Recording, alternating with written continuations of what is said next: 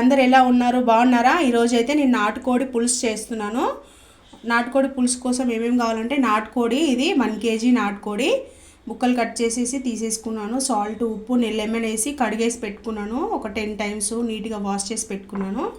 దీంట్లో ఏమేమి వేయాలంటే కొంచెం మ్యాగ్నేట్ చేయాలి. దీంట్లో మ్యాగ్నేట్ చేసి ఒక 10 నిమిషాలు వదిలేయాలి. కొద్దిగా పసుపు, కొంచెం ఆయిల్,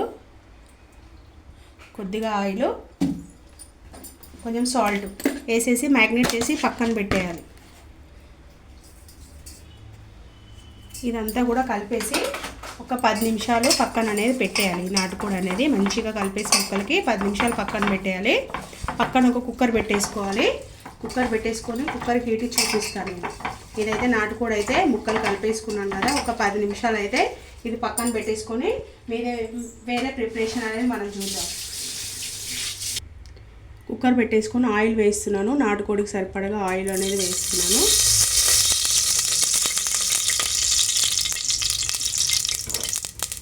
సరిపోతుంది. ఒక 3 స్పూన్లు అనేది ఆయిల్ వేసాను. దానికోసము ఒక ఆనియన్ సరిపోతుంది. ఒక ఆనియన్ మంచిగా చాప్ అనేది చేసుకోవాలి. ఆనియన్ అయితే చాప్ చేసేసుకున్నాను. ఒక ఆనియను. దీంట్లోకి ఏమేమి కావాలంటే స్పైసెస్, ఒక 3 ఇలాచీలు, ఒక 3-4 లవంగాలు, ఒక చిన్న చెక్క, ఇవి వేసేసుకోవాలి. స్పైసెస్ అనేది వేసేసాం కదా, ఆనియన్ అనేది వేసేసుకోవాలి. ఆనియన్ వేసేసుకొని మంచిగా ఆనియన్ అనేది ఫ్రై చేసేసుకోవాలి. ఒక 2 నిమిషాలు అయితే ఫ్రై చేసుకోవాలి. ఆనియన్ అనేది ఇట్లా వేగుతుంది కదా, దీంట్లో జింజర్ గార్లిక్ పేస్ట్ అనేది వేసుకోవాలి. ఒక 2 మీడియం సైజు టమాటాలు సన్నగా మనము చాప్ చేసుకోవాలి. 2 మీడియం సైజు టమాటాలు, జింజర్ గార్లిక్ పేస్ట్ అనేది వేసుకుంటున్నాను. జింజర్ గార్లిక్ పేస్ట్ ఫ్రెష్గా వేసుకుంటే నూరి బాగుంటుంది టేస్ట్ అనేది. ఇప్పుడే కానీ నాటుకోడిలోకి ఒక 1.5 స్పూన్ వేసాను. వేసేసి మంచిగా కలిపేయాలి. జింజర్ గార్లిక్ పేస్ట్ అంతా కూడా మంచిగా ఫ్రై అనేది అవ్వాలి. పచ్చివాసన పోయే వరకు వేగాలి. ఒక 2 నిమిషాలు అయితే వేగనిద్దాం. చూడండి, ఆనియన్ అనేది వేగిపోయింది. జింజర్ గార్లిక్ పేస్ట్, ఆనియన్ అనేది మంచిగా ఫ్రై అయిపోయింది. నాటుకోడి ముక్కలు మనం మ్యాగ్నేట్ చేసి పెట్టుకున్నాం కదా, ఈ నాటుకోడి ముక్కలు అన్నీ కూడా ఇందులో వేసేయాలి. వేసేసుకొని మంచిగా కలిపేసుకొని ఒక హాఫ్ కుక్ అయ్యే వరకు మనము మూత అనేది పెట్టుకోకూడదు. చికెన్ మీద మూత అనేది పెట్టుకోకూడదు.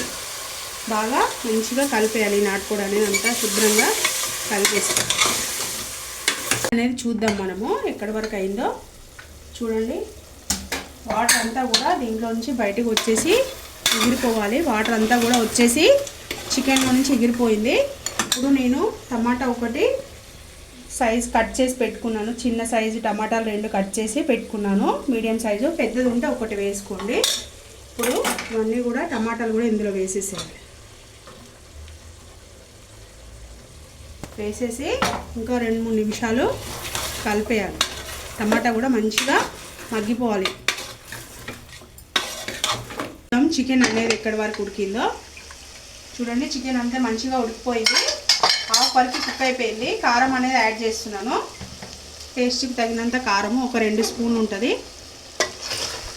చికెన్లో వాటర్ అంతా ఎగిరిపోయే వరకు మనం వాటర్ అనేది వేయొద్దు, కారం కూడా వేయొద్దు. వాటర్ అనేది చికెన్లో, నాటుకోడిలో మొత్తము ఎగిరిపోవాలి వాటర్ అంతా కూడా.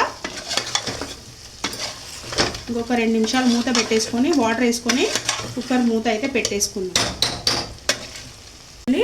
అంతా కారం అంతా కూడా పచ్చివాసన పోయే వరకు మంచిగా వేయించేసుకున్నాము. వాటర్ వేస్తున్నాను. కొద్దిగా వాటర్ వేసేసి నేను మూత అనేది పెట్టేసుకుంటాను. ఒక గ్లాస్ వాటర్ వేసాను. ఒక 4 to 5 విజిల్స్ పెట్టేసుకుంటాను. ఈ నాటుకోడి పులుసుకి కొంచెం వాటర్ ఎక్కువ వేయాలి. ఇది రైస్కి, సంగటికి బాగుంటుంది, రాగి సంగటికి బాగుంటుంది. మూత అయితే పెట్టేస్తున్నాను. చికెన్ పులుసు అయితే ఇప్పుడు మనము ఒక 4 to 5 విజిల్స్ వచ్చే వరకు ఉడకబెట్టుకుందాం.